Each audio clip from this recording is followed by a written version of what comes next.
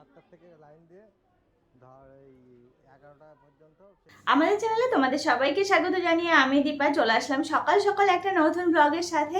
আর এই যে তোমরা তো জানো যে আমি আর অর্পণ এখন আছে গুয়াহাটিতে। তো এখানে যেহেতু এসেছি ভাবলাম আজকে আমাদের যেহেতু রাত্রে ট্রেন, তো সেই রাত্রের ট্রেনের সুযোগটা আমরা লাগাই। তো এখান থেকে আমরা এখন যাব কামাখ্যা দেবীর মন্দিরে, আর সেখানে গিয়ে একটু পূজা দেবো সকাল সকাল, সেই জন্য একটু রেডি হয়ে নিলাম। তো কেমন লাগছে না লাগছে কিন্তু জানিও। চলো, অর্পণ রেডি হচ্ছে, আমি তো মোটামুটি রেডি হয়ে গেছি আর এক্ষুনি বেরিয়ে পড়বো। তাহলে আমাদের সাথে থাকো, পাশে থাকো আর দেখতে থাকো পুরো ব্লগটা, আশা করি খুবই ভালো লাগবে। তাহলে চলো, আজকের দিনটা তোমাদের সাথে শুরু করলাম ঠিক এইরকম ভাবে এখান থেকে। পুরোপুরি উপোস করেই আমি আজকে যাচ্ছি, কারণ ওখানে যেহেতু আমি পূজা দেবো। অর্পণ বললো ওর জানে না ও কি করবে, তবে ও কোনো কিছু না খেয়ে যাচ্ছে। তাহলে চলো আমাদের সাথে কিভাবে যায় না যায়, প্রথমবার যাচ্ছে, একটা অন্যরকম আনন্দ। আর জানো তো এই গল্পটা একটুখানি করি। কামাখ্যা দেবীর মন্দিরে আমার যাওয়ার ইচ্ছা ছিল বিয়ের আগে, একদম বিয়ের আগে, কিন্তু না যাওয়া হয়ে ওঠেনি। তো তারপর থেকে ইচ্ছা ছিল যে না আমি ওখানে যাব, পূজা দেবো, যাবো এই করে করে এই যে বিয়ে হয়ে গেছে, 3 বছর হয়ে গেল, আজ সময় হয়ে উঠলো ওখানে যাওয়ার। তো চলো দেখা যাক, একটু ইচ্ছাটা তো পূরণ হবে, যে না ওখানে যাওয়ার যে ইচ্ছা একটা ছিল সেটা পূরণ হয়ে যাবে। তো ভালোই হলো, চল। এই দেখো আমার বরবাবু এখন পুরো রেডি হচ্ছে, একটু তাকাও। তুমি রেডি? দেখো অর্পণ স্নান টান করে পুরো রেডি হয়ে গেছে একদম। জানো তো তোমাদের তো বলাই হয়নি, কালকে একটু শপিংয়ে গেছিলাম। শপিংয়ে বলতে অর্পণের কয়েকটা ড্রেস নিতে হলো, যেটা পরেছে এটা নিতে হলো। কেন বলো তো, ওই যে ওর জামাগুলো বেশি ভিজে গেছে, তো সেই জন্য ওর জন্য ওই যে কয়েকটা টি শার্ট ফুল স্লিভ এটা নিয়ে নেওয়া হয়েছে, তারপর আর একটা নেওয়া হয়েছে। কিছু করার নেই। ও ভিজে, এত ভিজেছে। এই ব্যাগ তো ভেজেনি, তুমি তাহলে ওই ব্যাগটা নিয়ে নাও, আমি আর কিছু নিলাম না। আমার মোবাইল দুটো রাখতে পারলে হবে, তুমি বেশি কিছু নিও না।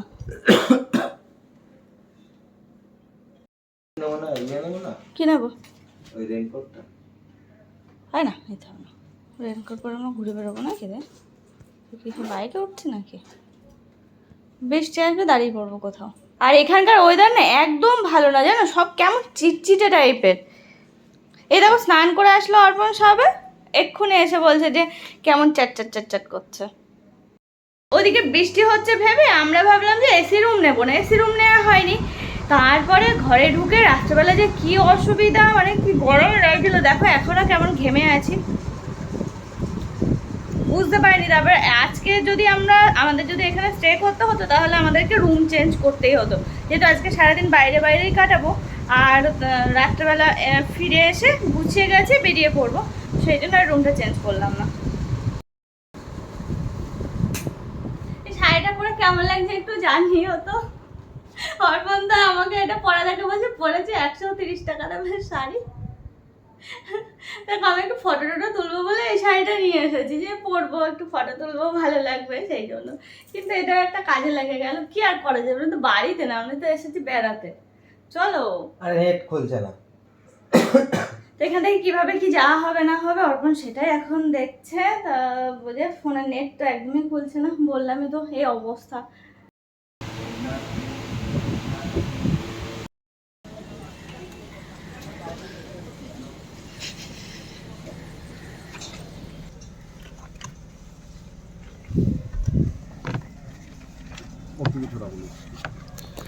C4717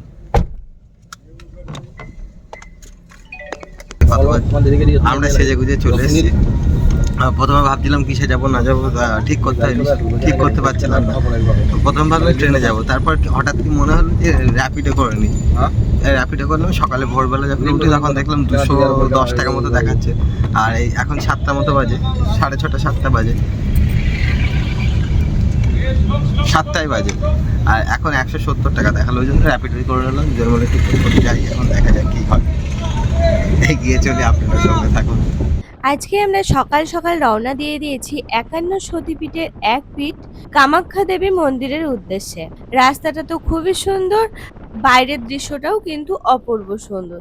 আমরা তো র্যাপিডো করে নিয়েছি, তোমরা চাইলে কিন্তু অটো পেয়ে যাবে, বাস পেয়ে যাবে, আরো ছোট ছোট নানান রকম গাড়িও কিন্তু তোমরা পেয়ে যাবে। আর সেগুলো হচ্ছে একদমই অল্প খরচের মধ্যে হয়ে যায়। বিশেষ করে বাস 30 টাকা করে পার হেড পড়ে। আর আমরা চলে আসলাম র্যাপিডো করে। দেখো মন্দিরের সামনে কিন্তু চলে এসেছে। মন্দিরের সামনে আমরা যেটা দেখতে পাচ্ছি, দু সাইডে কিন্তু প্রচুর স্টল রয়েছে ডালার। তারপর আমরা চলে আসলাম লাইনে। প্রথমে আমাদের চোখে পড়লো বিরাট বড় একটা লাইন। হেঁটে চলেছি তো চলেছি অনেকটা পিছনের দিকেই। দেখো আমাদের লাইনের জায়গা হচ্ছে এখানে। এখান থেকে আমাদের সামনে প্রায় 700-800 মানুষ।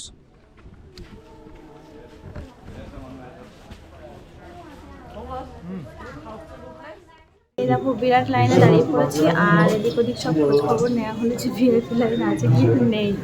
আগে ছিল, এখন আর নেই, ওটা উঠে গেছে। তো অনেকটা লাইন এগিয়েও এসেছে, পিছনে অনেক আছে, আর সামনে তো বিরাট বড় লাইন।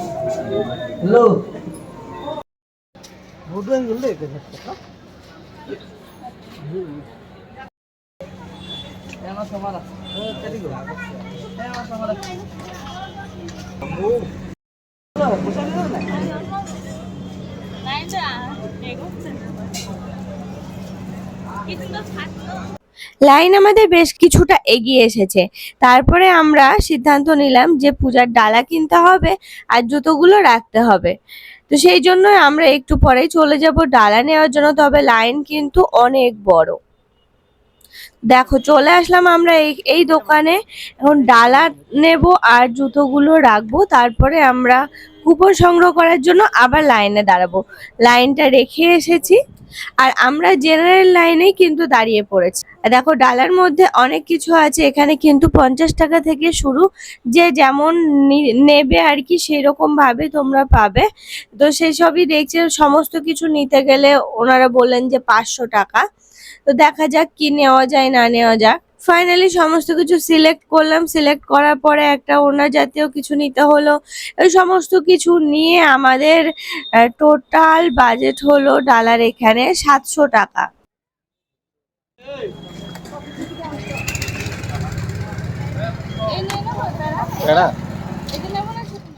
আর এই যে কপালে বাঁধার যে ফেটি টাইপের যেটা, এটা কিন্তু তোমরা নিতেও পারো, নাও নিতে পারো।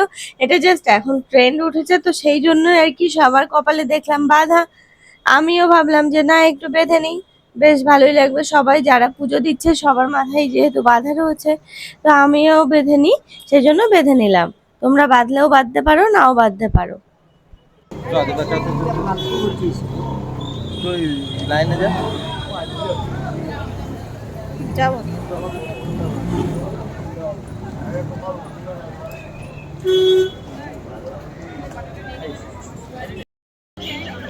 ও বাবা রেকর্ড অনই হবে। চ চ চ চ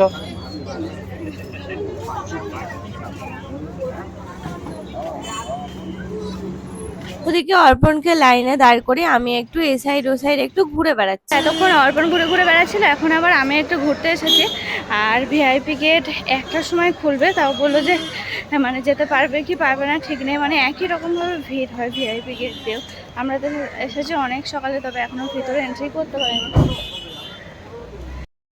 দেখো এখানে তো আমি বসে রয়েছি, অর্পণ এখন লাইনে দাঁড়িয়ে। আর কি বলতো, ওই কিছু মানুষ ঢোকাচ্ছে আবার আটকে দিচ্ছে। আর হ্যাঁ, ভিআইপির কথা শুনলাম গিয়ে, ভিআইপির কুপন দেবে 1টা থেকে, তারপরে ঢোকাবে ও 2:30 4টে পর্যন্ত, এই আর কি শুনে আসলাম। তো আমরা যেহেতু সকাল সকাল এসেছি, আমাদেরকে এই লাইনেই দাঁড়াতে হবে। ওটা তো জানা ছিল না, কি আর করা যাবে। 3 থেকে 4 ঘন্টা লাইনে দাঁড়ানোর পর কুপন সংগ্রহ করার জন্য গেটের সামনে প্রায় আমরা চলে এসেছি। আর এই দেখো আমরা কিন্তু ভিতরে ঢুকে গেছি ঠিক। দেখো এখন আমরা ভিতরে চলে এসেছি, কুপনটা নেব, তারপরে যাব মন্দিরে। আর অর্পণের অলরেডি মন্দির টন্দির ঘোরা কমপ্লিট, ঠাকুর ঠাকুর দেখাও কমপ্লিট। কিন্তু এই যে পূজা দেবো, কুপনটা নিয়ে তারপরে যাব। 3-4 ঘন্টা লাইনে দাঁড়ানোর পর আমি কুপন লাইন ছেড়ে আমি বাইরে চলে আসলাম। এসে আমি সোজা মন্দিরের এখানে আসলাম, কারণ অর্পণ এই দিকটা একটু ঘুরে ফিরে যেটা বুঝতে পারলো যে আমি যদি পূজা দিই জেনারেল লাইনে, পূজা দিতে দিতে প্রায় 5টা বাজবে। আমি এসে দাঁড়িয়েছিলাম 7:30 নাগাদ, আর 5টা বাজবে, তাহলে তো বুঝতেই পারছো কতক্ষণ সময় লাগতে পারে। তো আমি চলে আসলাম মন্দিরের এখানে। অর্পণ বললো চলো যে যাই মন্দিরে। তো এখন মন্দিরের উদ্দেশ্যে রওনা হয়ে গেছি, মন্দিরের মধ্যে চলেও এসেছি। আর এই হচ্ছে সেই গর্ভগৃহ। ঢুকে কিন্তু প্রথমেই এই মন্দিরটাই চোখে পড়বে। তাছাড়াও আশেপাশে আরো 10-12টা মন্দির আছে, ছোট ছোট নানান ঠাকুরের মন্দির আছে। আমি তো ভিতরে দাঁড়িয়েছিলাম, তোমাদের দেখালাম আমি ওই টিকিট কাউন্টারের ওখানে। তারপরে ওখানে প্রায় মানে 1000 মানুষ, তার পিছনে আমি দাঁড়িয়ে, আর অর্পণ তো ঘুরে ঘুরে বেড়াচ্ছিল বাইরে। তারপরে ওই মন্দির চত্বরে এসে বুঝে শুনে গেল যে আমার পুজো দিতে মোটামুটি 5টা বাজবে জেনারেল লাইনে আর কি। আর ভিআইপি যদি কেউ করতে চান তাহলে কিন্তু এখন হচ্ছে অনলাইনের মাধ্যমে হচ্ছে, সেটা আমাদের জানা ছিল না। এখানে আসার পরে তারপরে এটা সেটা দেখতে দেখতে হচ্ছে না কেন বুঝে তারপরে দেখলাম যে না, অনলাইনে তাও বেশ কিছুদিন আগে, এখন করলে হবে না, 5-7 দিন টাইম লাগবে। 18-19 তারিখে টিকিট আছে, তো সেই জন্য আমাদের আর হলো না। তো আমরা প্রসাদ ডালা আমাদের পুরোহিতের মাধ্যমে ভিতরে দিয়ে দিলাম, পূজা দিয়ে উনি নিয়ে আসবেন। তারপরে আমরা এখান থেকে মোটামুটি মায়ের দর্শন তো আর পাবো না, এখান থেকে একটু প্রণাম করে বেরিয়ে যাবো। তো আমাদের মতো কিন্তু তোমরা করতে পারো, হঠাৎ যদি কেউ আসো একটু পূজার ডালা বাড়ি থেকে অনলাইন বুক করে আসলে হ্যাঁ, তাহলে তো কোনো প্রবলেমই হবে না। আর একটা সিস্টেম আছে যে ডিসি অফিস থেকে টিকিট কালেক্ট করা যেতে পারে, ভিআইপি টিকিট।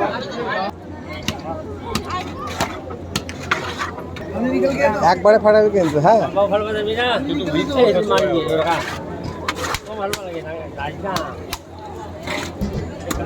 দিবা একবারে কিন্তু, একবারে সাবাস। নারকেলটা বাড়ি নিয়ে যেতে হয় প্রসাদ।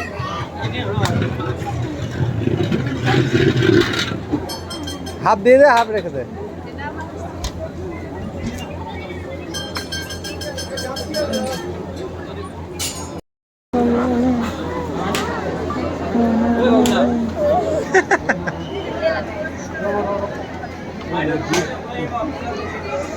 আগরবাতি এইদিকে মনে হয়, ওইদিকে।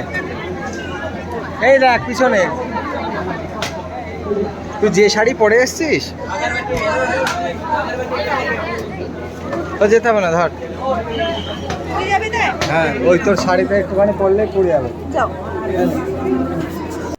আমরা এখানে আসার পরে যেটা জানতে পারলাম, এক একটা স্টেপ বাই স্টেপ এখানে যেমন প্রদীপ ধরানো এবং ধূপকাঠি ধরানোর জন্য জায়গা করা রয়েছে, এরকমই কিন্তু নানান কিছু জায়গা আছে। তো সব কিছু আস্তে আস্তে জানাবো। আর যেটা জানতে পারলাম, এখানে কিন্তু তোমরা অনলাইনে টিকিট বুক করতে পারো। আর ভিআইপি লাইনের জন্য 500 টাকা, আর জেনারেল লাইন হচ্ছে ফ্রি। সেগুলো সবই অনলাইনে পেয়ে যাবে, তবে এত তাড়াতাড়ি পাবে না, মানে সাথে সাথে পাবে না, 10-12 দিন আগের থেকে কিন্তু চেষ্টা করতে হবে। আর দেখো এখানে দেখতে পাচ্ছ প্রচুর পায়রা। মানুষের অনেকের মানসিক থাকলে এই পায়রাগুলো বাইরেই কিন্তু কিনতে পাওয়া যায়, ওখান থেকে কিনে নিয়ে মন্দির চত্বরে কিন্তু ছাড়া যায়। আর হ্যাঁ, জেনারেল লাইনে তো তোমরা দাঁড়িয়ে কুপন সংগ্রহ করে তারপরে পূজা দিতেই পারো। তাছাড়া ভিআইপি যদি তোমরা ভিআইপি গেটে যদি দিতে চাও, ভিআইপি কুপনে যদি দিতে চাও, তাহলে সেটা বেলা 1:30 থেকে দেওয়া শুরু হয়। দেখো এখানে একটা কুণ্ড আছে, এখানে আমরা আসলাম একটু মাথায় জল ঠেকাবো বলে। তো দেখো এখানে চলেও এসেছি, অর্পণ মাথায় জল দিচ্ছে, এরপরে হচ্ছে আমি দেব। তারপরে বেশ কিছুক্ষণ কাটাবো কোনো একটা জায়গায় বসে। এই মন্দিরটি হচ্ছে ব্রহ্মপুত্র নদীর তীরে নীলাচল পাহাড়ের উপরে অবস্থিত। দেখলেই তো যখন আমরা উপরে উঠলাম কতটা উপরে উঠতে হলো। তবে হ্যাঁ, গাড়ির কথা যেটা বললাম, তোমরা অনেক রকম ভাবে কিন্তু আসতে পারো গুয়াহাটি থেকে। আমরা যেহেতু গুয়াহাটিতে স্টে করেছি, তো সেখান থেকে আমরা আসলাম র্যাপিডো করে। তোমরা বাস পেয়ে যাবে, অটো পেয়ে যাবে।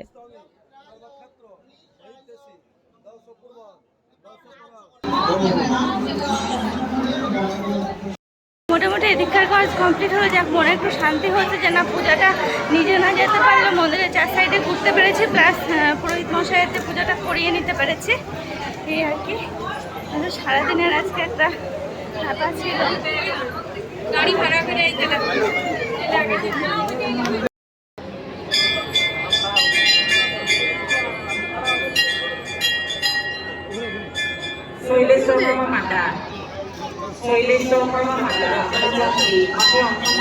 আমরা কিন্তু আশেপাশে অনেক সাধু সন্ন্যাসী অনেককে দেখতে পাচ্ছি। আর এই কামাখ্যা দেবী মন্দির হচ্ছে তন্ত্র সাধনার একটা বিশেষ জায়গা।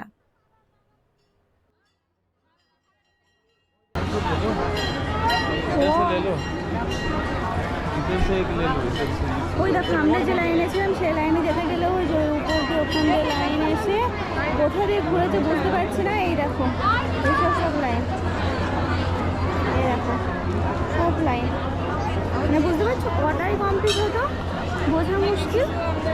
কখন তো বললো মোটামুটি 5টা বেজেই যেত। আমি তখন ওখানে দাঁড়িয়েছিলাম টিকিট কাউন্টারের ওখানে 9:30 নাগাদ।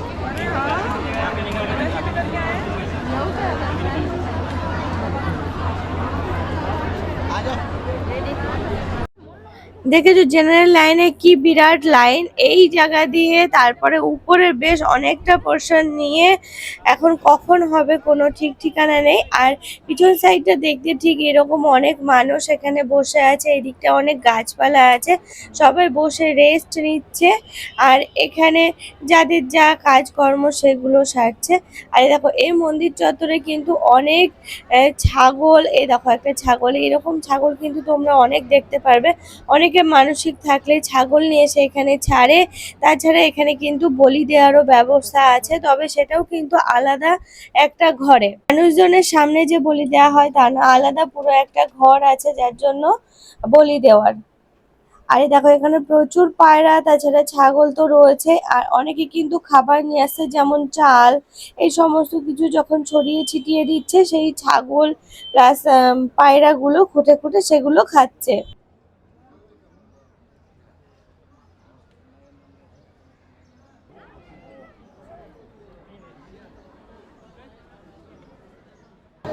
এই দেখো মোটামুটি কামাখ্যা দেবী মন্দির আমাদের ঘোরা কমপ্লিট। এখন বাড়ি যাবো, খিদেও পেয়েছে, তারপরে বাড়ি যাবো। তার আগে এখানে কি সুন্দর ছায়া রয়েছে বকুল গাছের নিচে, তো এখানে একটু বসে রেস্ট নিয়ে নিচ্ছি। আমি যেরকম ভাবে পুজো দিলাম তোমরা কিন্তু এরকম ভাবে পুজো দিতে পারো। কেউ যদি এরকম ভাবে লাইনে না দাঁড়াতে চাও কিংবা তোমাদের কাছে যদি কুপন না থাকে, সেরকম তোমরা কিন্তু আমার মতো করে ওইরকম পুজো দিয়ে দিতে পারো। ডালা পুরোহিতের মাধ্যমে মন্দিরে দিয়ে পুজো দিয়ে নিতে পারো। বেশ কিছু দক্ষিণার অনুসন্ধান কেন্দ্র ওচৰলৈ আছে। এখন আমরা গুটি গুটি পায়ে বাড়ি যাবো। জগন্নাথ অকন শৰ্মা পাণ্ডা। তো হবে 220 টাকা দেন তোলো। ভালোই লাগছে। 220 হ্যাঁ দিচ্ছি আর কি স্ক্রিন পে তো দিদি। ঠিক আছে ঠিক আছে। 100 টাকা 100 টাকা করতাম না এটা 150 টাকা দিই 150 টাকা কেন এটা হবে, আসবে। না না এটা তাহলে 150 টাকা হবে না? 150 টাকা দিয়েছে 150 টাকা দিবে এটা। হ্যাঁ হ্যাঁ 220 টাকা দেন। 200 করে না, 150 টাকা হলে নেবো। ঠিক আছে 200 দেন। না 150 150 আসবে না, এটা অরিজিনাল পিতল। আসবে আসবে না এটা করে দেন। আসবে আসবে আসবে 150 আমি মিলাই দিলাম সব জিনিস। এটা আপনি আমার দামটা দেন, ঠিক আছে 180 টাকা দেন। 150 টাকা আমি না না বলছি। এটা বলবেন না, এটা বলেন না, কিছু বলেন না। দিলাম 100 টাকা দিতে তাহলে 400 500 580 হলো তাই তো? 80 টাকা দিলে হলো। দেবো। দুটাই নয়